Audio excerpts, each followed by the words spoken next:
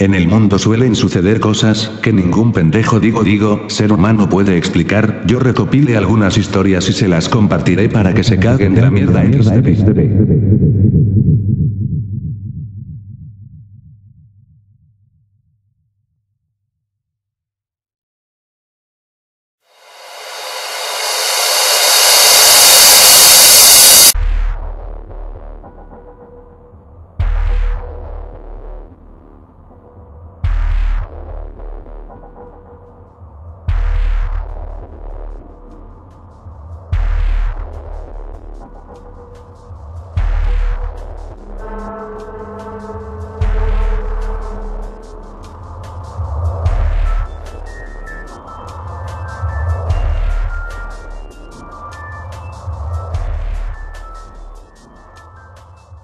Hola amigos de YouTube, esta es la tercera parte de historias y leyendas de terror. Bueno, antes de comenzar quiero agradecer a mi primer suscriptor, Pitufo72928, gracias por suscribirte XDD.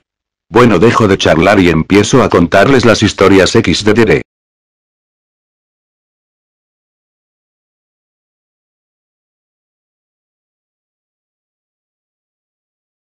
Era por la mañana, salí a regar nuestras plantas y darle de comer a las gallinas, pues en la iglesia tenemos un corral. Un hombre de altura media, cabello medio larguillo y marrón se acercó, iba en un burro y con varias bolsas, pero lo que más me extrañó fue que llevaba una jaula. Lo primero que pensé era que quería venderme más gallinas, pero en vez de esto, llevaba un perro. ¿Pero no le da vergüenza llevar un pobre perro en una jaula en vez de llevarlo amarrado? Le dije al mercader. Mire, yo solo quiero ofrecérselo, es un perro muy raro, y ha tenido varios dueños, así que para terminar se lo traje a usted. ¿Y para qué quiero yo un perro? Ya tengo gallinas y plantas de las que ocuparme. Sí, pero yo se lo ruego, padre. Está bien, pero si el perro me da problemas, le escribiré una carta. Vale. El hombre sacó un papelillo y anotó la dirección a la que debía mandarla. Dicho esto, el hombre se alejó dejando allí al animal. A la mañana siguiente, fui a echarle de comer al perro, pero al acercarme a él, el crucifijo que llevaba colgado de mi cuello también se le acercó, y el perro se puso a ladrarle. Pensé que era un poco raro, pero no le di importancia. Los siguientes 3 días pasó lo mismo, y al cuarto acerqué más el crucifijo al perro y este salió corriendo y ladrando. Escribí una carta al mercader en la que decía: querido mercader, el perro es un poco extraño, cada vez que le acerco mi crucifijo sale corriendo y ladrando. Le agradecería que viniera cuanto antes posible. Así lo hizo, el mercader apareció al día siguiente. Me explicó todo. La verdad es que el perro es un poco raro, porque tenía un dueño invidente. Al cruzar la carretera, el perro se despistó y el hombre fue arrollado por un coche, e incluso el perro se comió partes del cuerpo del dueño. La segunda dueña, invidente también, se cayó por las escaleras, y la última, estaba esperando al metro. El perro hizo un mal movimiento y la chica cayó en la vía y fue descuartizada. Al día siguiente, estuve convencido de que debía matar a ese perro, así que le eché veneno en la comida. Se la sí, y el perro oliéndola dijo: ja ja ja. ¿Me has pillado, eh?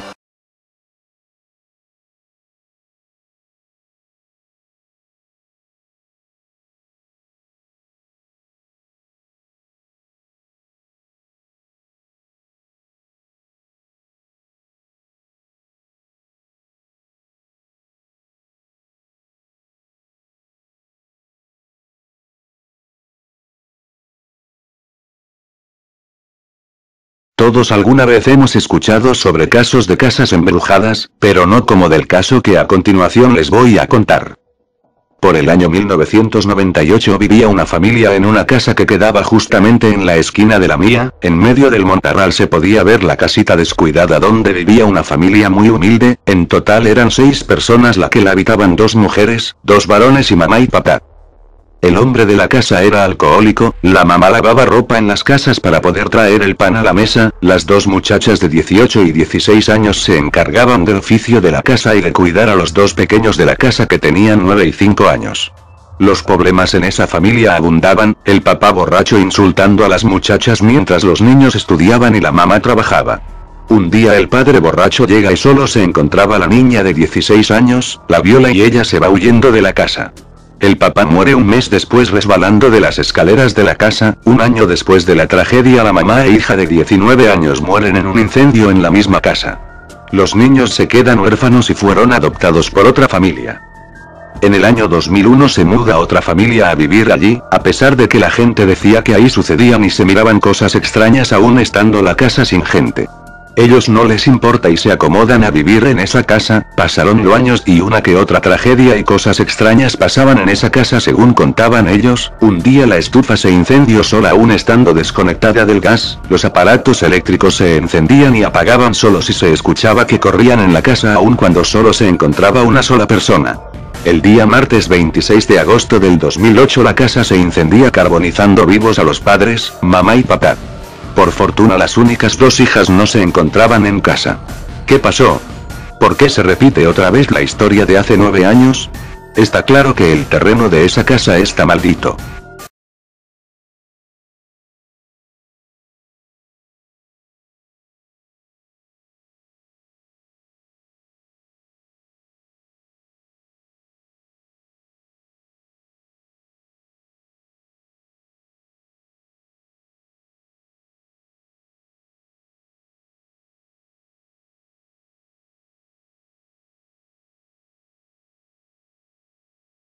Yo no creía mucho en historias de apariciones, pero hace más o menos 9 años tuve la desgracia de vivir esa experiencia. Ya hacía varios años de que no iba a visitar la familia a Colombia, así de que ya era hora de ir a verles. Cuando llegué esa noche al aeropuerto y vi toda mi familia esperándome después de un largo viaje, mi felicidad fue muy grande. Pero lo que no imaginaba era cómo sería el final de esa noche. Llegamos por fin a la casa de la tía donde iba a quedarme por 2 semanas. Estaba muy cansada y no quería sino ir a dormir lo más pronto posible, así de que me despedí de los familiares y le pregunté a mi tía cuál sería la habitación que podría yo utilizar para dormir esas 2 semanas. Naturalmente me mostró enseguida ella el cuarto. Lo había adornado muy lindo con flores y adornos que hacían resaltar muy bonito el cuarto. Era algo pequeño pero acogedor. El problema empezó cuando cerré la puerta después de haber tomado una ducha y estar lista para mi merecido sueño. Cuando apagué la luz tenía la sensación de no estar sola, como si alguien estuviera a mi lado. Traté de taparme lo más que pude con la manta que me cubría y tratar así de dormir, pero serían solo 15 minutos transcurridos y un ruido me despertó. Abrí los ojos en la oscuridad y con el reflejo de la luna en el cuartito vi una sombra de alguien parado al frente de mi cama mirando hacia donde yo estaba tan aterrada de que no supe en ese momento si gritar o prender la lámpara que estaba en la mesita de noche. Opté por encender la lámpara lo más rápido posible. Y para mi sorpresa no había nadie más. Bueno, pensé que por el cansancio tal vez veía cosas que no existen. Apagué de nuevo la luz y me enrollé bien con la manta hasta la cabeza y allí fue cuando sentí que una persona abría la puerta y se sentó preciso a mi lado en la cama y ya se quería ponerse cómoda. Fue cuando me levanté como un resorte de ese lugar y prendí la luz del cuarto. Y para mi mayor sorpresa no había nadie acostado en esa cama. El resto de la noche lo pasé con la luz prendida y sin poder dormir del susto.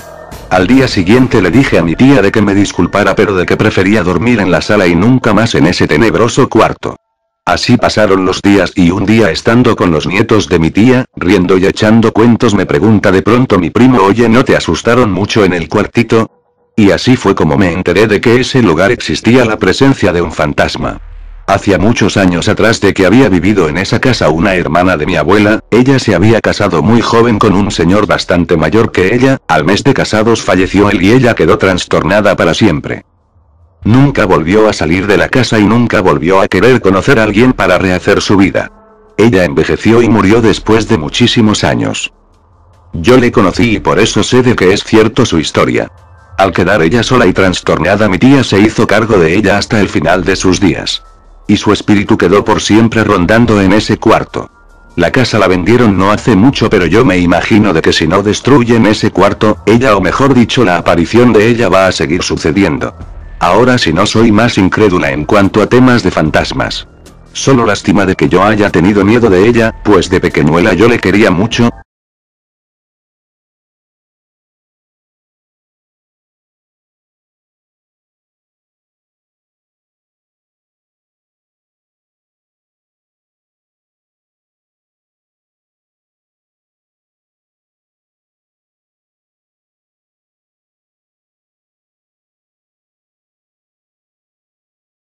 Hace unos años en el pueblo de La Eliana, Valencia, una mujer pasaba unas horas en casa de unos amigos a los que tenía especial cariño por lo amables y atentos que eran. Los conocía desde no hacía mucho tiempo y estaba en esa fase en la que quieres pasar mucho tiempo con las nuevas amistades. Generalmente las horas se pasaban tan rápido que la mujer a veces se quedaba a cenar con ellos, previa llamada telefónica a su casa para avisar que le habían invitado y que la esperaran un rato más tarde. Aquellos días eran de auténtico relax, disfrute y mucha amistad. Un día entre semana, en compañía de aquellos amigos, miró el reloj y dijo que se iba a marchar un momento a recoger a su hija al tren pero que luego volvería para pasar un rato más con ellos. Cogió su coche y se marchó a la estación del tren. Su hija, llamémosle A, había llegado apenas 3 minutos antes y al ver que no había nadie para recogerla se le ocurrió pedirle a un amigo que vio en la estación que la acercara a casa. Los coches debieron cruzarse y la madre llegó a la estación. ¿Por qué se quedó esperando al próximo tren? No lo sabe ni la propia madre. Podía perfectamente haber regresado a casa de sus amigos o a su propia casa para verificar que su hija había perdido el tren, pero en vez de esto se quedó en la estación, dentro de su propio coche. Esperando. Y esperó tanto que cuando llegó el siguiente tren y vio que la hija no bajaba de este, arrancó el coche y se marchó, pero miró el reloj y decidió que por esta noche se iría directamente a casa. Mañana ya volvería de disfrutar de sus amigos. En casa se encontraron madre e hija. La madre le confesó a su hija que de no haber quedado con ella en el tren o, más aún, de no haber esperado al siguiente tren, seguramente aquella noche la pasaría cenando en casa de tan interesante matrimonio. No lo dijo enfadada, mañana podría verlos otra vez. Al día siguiente la hija, su hermana y el padre de ambas cogieron el coche para marcharse a la capital a trabajar. Justo cuando salían sonó el teléfono que cogió la madre y no les dejó marcharse. Era la hermana de XXXX, su amiga, la señora del matrimonio, dice que está preocupada porque no cogen el teléfono. Pasad por allí a ver si ha pasado algo y luego me llamáis para que le diga qué pasa. Así, salieron de su casa y se dirigieron hacia la casa del matrimonio. El padre aparcó el coche, la hija bajó de este y vio la verja entreabierta. Dentro estaban los coches y parecía que todo iba bien. Al llegar a Valencia llamaron a la madre para decirle que daba la impresión de que estaban a punto de salir dado que la puerta ya estaba abierta, pero que no habían llamado. Poco más tarde la mujer recibió de nuevo una nerviosa llamada telefónica de la hermana que no sabía nada. Por favor, le pidió, ve a ver qué pasa. Este matrimonio tenía que haber ido a recoger a la señora del teléfono al hospital, donde estaba ingresada desde hacía unos días, aquella misma mañana y no daba señales de vida. La mujer, madre de A, cogió su propio coche y se dirigió a la casa de sus amigos. Al llegar vio también la verja entreabierta y los coches dentro de la parcela particular. Entró llamándoles por su nombre de pila que obviaré aquí por respeto y llegó hasta la puerta de la casa. Aquella puerta también estaba abierta y mientras les llamaba en voz alta siguió entrando. Hasta la cocina. No había nadie. Entonces giró la cabeza y sus ojos vieron algo que casi se negaron a creer. Al otro lado, en la habitación matrimonial, 2 cuerpos yacían asesinados. Él, atado con cuerdas y la cabeza cortada al parecer con un hacha. Ella, atada y con un pañuelo en la boca, parecía que se hubiesen ensañado con la mujer especialmente. La mujer gritó hasta quedarse afónica: llamen a la policía, y así salió de la casa llorando y pidiendo ayuda. Cuando llegó la policía, uno de los oficiales que entró tuvo que salir a vomitar. Tras la investigación se le dijo una cosa muy importante a la madre de A. Quienes asesinaron a la pareja no querían testigos, de haber pasado aquella noche cenando con ellos hoy no estaría con vida. Reflexionemos. Si A hubiera esperado a su madre en la estación, esta, tras dejar a su hija en su hogar, hubiese vuelto a casa de sus amigos porque le sobraba tiempo. Si la madre hubiese ido a casa a comprobar si su hija estaba en casa, al estar esta tan cerca de la de sus amigos, habría ido a cenar con ellos. Si la madre no se hubiese quedado a esperar al próximo tren, de modo que se le hiciera tarde, se hubiera ido de nuevo a ver a sus amigos. Según la investigación policial, aquello pasó en la misma noche, no se forzaron las cerraduras, quienes entraron conocían a la pareja, y la madre de A estaría muerta.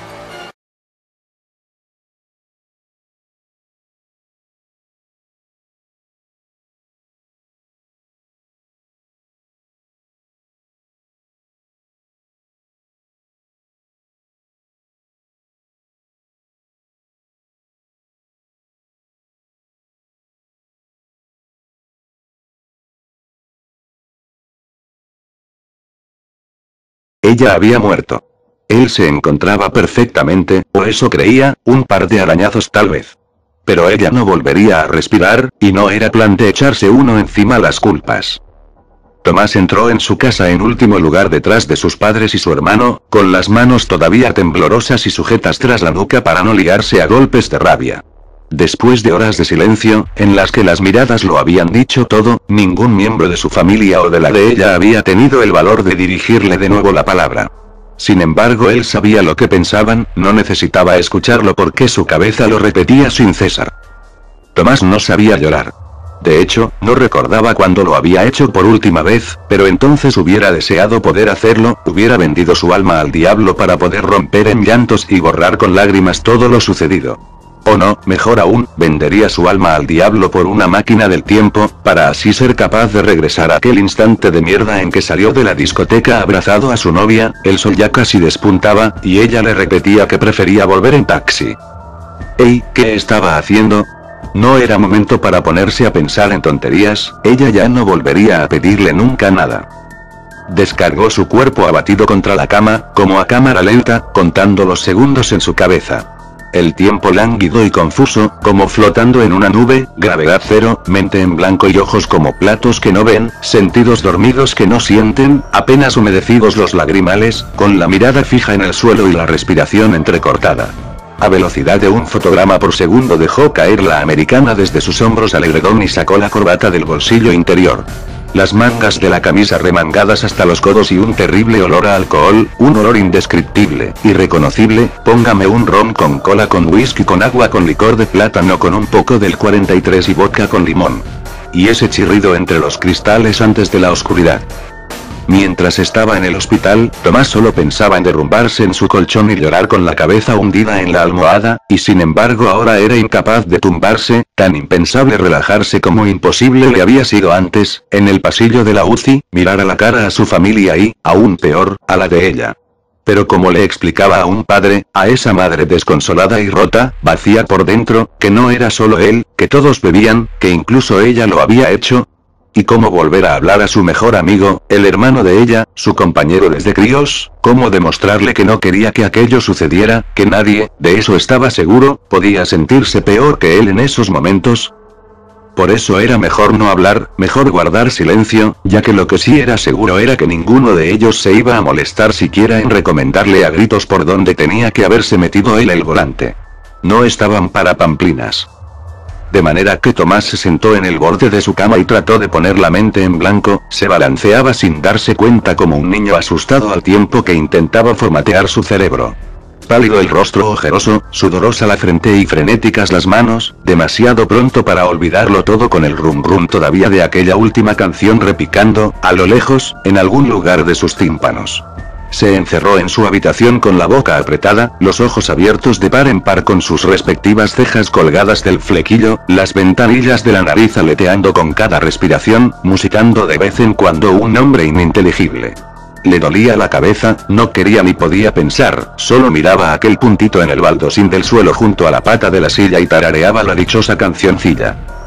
No hacía tanto que habían subido al coche, ella con él, y aún hacía menos que habían tenido que sacarlos de entre los hierros, por la ventanilla del conductor, claro. Solo recordaba un grito, el de ella, y un claxon enloquecido. Cuando volvió a la luz reconoció a su padre sujetando una bolsa de hielo contra su frente y preguntándole sin cesar ¿qué has hecho? No había hablado con los padres de la chica pero recordó haber temblado al leer el letrero de El pasillo de cuidados intensivos. Dios fue la última palabra que Tomás pronunció aquella noche, al menos que se entendiera, aunque Dios solo hubiera llegado a tiempo para él, no para ella. Un milagro dijeron los médicos que examinaron a Tomás, una mierda gritó el padre de ella antes de salir de la habitación y reventar a patadas una máquina de refrescos por no reventarle a él. Flashes de 1000 colores y exclamaciones entrelazadas se agolpaban frente a los ojos de Tomás como proyectados en aquel punto del suelo. No podía sacarla de su cabeza. Sus labios temblaban musitando compulsivamente su nombre mientras aquella última imagen iba abandonando su mente tan despacio como antes el espíritu de la muchacha debía abandonado su cuerpo, a través, no cabía otra posibilidad, de la ventana rota de Tomás. Pero él no sabía llorar. Dejó, inconsciente en su balanceo, que su mirada traicionera paseara por las paredes de la habitación arrancando de ellas fotos, dibujos, postales y recuerdos que exhalaban su aroma y cobraban vida ante sus ojos. Ella le había regalado la mitad de aquellas cosas y aparecía en la otra mitad. ¿Cómo admitir que ya no lo haría? Aquella película que vieron juntos, ese viaje de verano junto a ella, el día de su cumpleaños, los recibos de sus compras de Navidad, sus jerseys olvidados y sus huellas en el aire, todo reflejado en cada rincón de la habitación, todo demasiado a flor de piel. Los arañazos y heridas de su cuerpo escocían solo de pensar en ella. No podía separar su nombre de sus labios, pero su imagen, debía desterrarla o acabaría matándole. Daba gracias al cielo por no haberla visto debajo de los hierros. Sumido en el silencio y en la desesperación, Tomás balbuceaba como un niño autista, columpiándose sobre el borde de la cama, apretando con los puños sendos jirones de tela de los muslos. No había sido caro el smoking, estos sitios lo requerían, pero el vestido de ella sí que lo era, aquel traje negro precioso que también le sentaba, pero qué bonita estaba. Estaba. Ella. Tomás repetía uno tras otro en su cabeza los pasos que habían dado los dos juntos esa noche, desde la cena de Nochevieja en casa de sus padres hasta la salida de la fiesta. Ya entonces le dolía todo, y recordó que no veía muy bien. Ella también se quejaba, creyó acordarse de que se trataba de los pies por culpa de aquellos largos tacones. A los dos se les iba un poco la cabeza, y era difícil concentrarse en caminar entre tantas risas. Ella estaba preciosa y, como no había amanecido aún, estaban decididos a desayunar churros, como siempre fue de ley en Año Nuevo. Ahora solo a él le dolía la cabeza, a ella ya no le dolía nada. Tomás aprendió a llorar aquella noche, pero nunca se lo dijo a nadie. Yo no quería, repetía sin cesar y susurraba su nombre. Algo le dolía por dentro, algo profundo e indescriptible se rompía en su interior, pero no sabía darle forma, ponerle un nombre. Pensó que, como en las canciones, podría ser el corazón. La verdad era que dolía y mucho, tal vez demasiado, y no era capaz de localizarlo ni deshacerse de esa sensación. De pronto se dio cuenta de que sus labios se humedecían y no era la saliva. Tomás ya sabía llorar, aunque no se lo quiso contar a nadie. Su hermano se había escondido en su cuarto, prefería, como Tomás, estar solo y pensar, no le vendría mal aprender. Sus padres hablaban en el salón.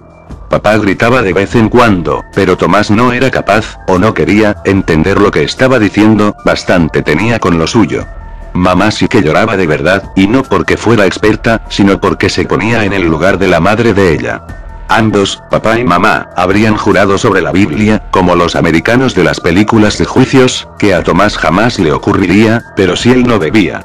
Bueno, tal vez un poco, pero como todos no. Además, su Tomás era distinto, le habían educado como mejor sabían y era un chico responsable y maduro, joven pero sensato. No querían decir que fuese modélico, pero, por favor, no era Lucifer. Estaban tan seguros de haber hablado lo suficiente con él y de que era consciente de los riesgos y de sus responsabilidades ante ellos que aquello no entraba en sus planes. Vamos, a nuestro Tomasín.